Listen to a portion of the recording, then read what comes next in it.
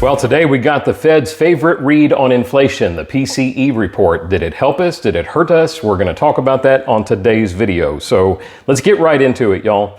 Personal consumption expenditures. This is exactly what it sounds like. This is a very detailed read on inflation at the consumer spending level. We got exactly what the market predicted. It came in at 0.2%. So ordinarily that would have not been great news for interest rates. We would have seen bonds kind of hoping for a better report and not getting it. That was the initial response to the report, y'all. We opened with a little bit of weakness when this report was dropped this morning because the market was kind of hoping for something better.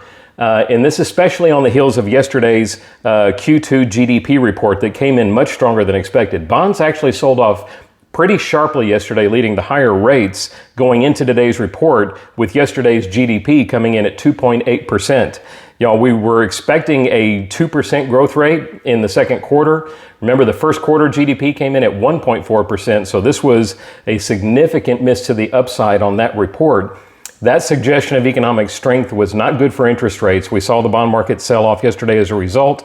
So today's PCE coming in on the heels of that report did help us some because it met expectations. There was no shocker to the upside on inflation. We saw a bit of a relief rally in the bond market today that brought us better rates. So here's where rates landed today. According to Mortgage News Daily, 30-year fixed rate conforming loan national average now 6.86% today. We were at 6.89% a week ago.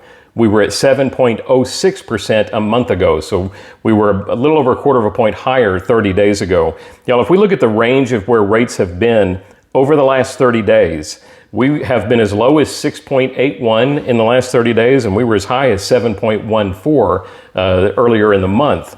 Y'all, that swing, that third of a point swing, from the low to the high over the last 30 days makes a point that I've repeatedly made on this video, and that is the timing of your lock-in is so much more important than shopping from one company to the next. What we typically see happen is we'll have borrowers that will look at 3 different or 4 different company options. They will get pricing from 3 or 4 different companies, and then they'll make a decision on whoever quoted them the lowest rate over that 3 or 4 days of shopping.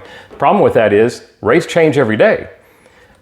The timing of that lock, placing your trust in someone that watches the market daily and really gets granular with what tomorrow might bring with regard to interest rates, would have encouraged folks to lock in at this better pricing that we've seen over the last 30 days. What difference would that have made?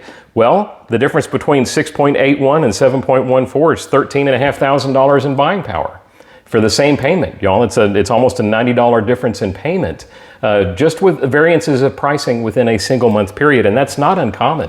This month has not been particularly volatile with regard to interest rates. It's just in any given 30-day period, you might see them move a third of a point or so, and that is what we've seen over the last 30 days. So the timing of the lock is critical. I make sure that my borrowers are very well educated about what is coming.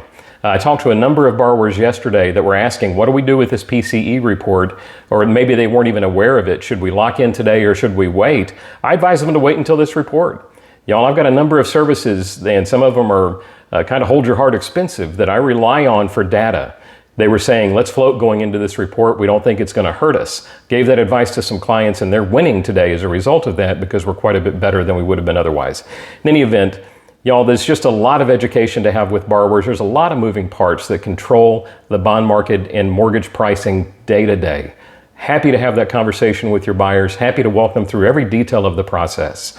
We want to make sure that they have a good experience. When you dive in online, they're going to find several hundred 5-star reviews from me. I don't think I've ever had a 3-star review.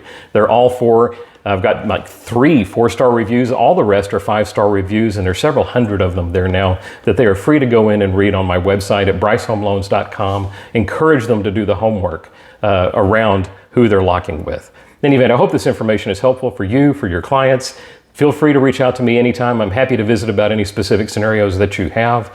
All my contact information is on the screen. Stay blessed, stay safe, stay dry this weekend. It looks like it's going to be a wet one, at least in our market here in San Antonio. We will talk to you next week.